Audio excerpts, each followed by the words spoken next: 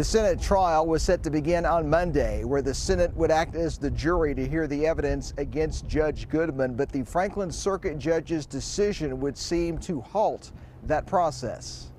Judge Philip Shepard said the impeachment proceedings should not resume, citing unprecedented and unique due process concerns. Judge Goodman was impeached by the House based on evidence presented that Judge Goodman made comments from the bench that the House deemed inappropriate.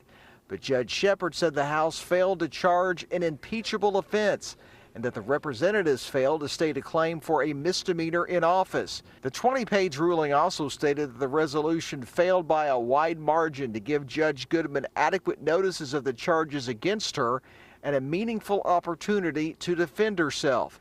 The ruling says that the court finds and declares that legislative impeachment does not extend to a judge's ruling or court administration unless conduct involves criminal acts. Senate Republican leadership said that they would not be commenting on this, saying to do so would violate an oath taken to preserve the impartiality and integrity of the trial.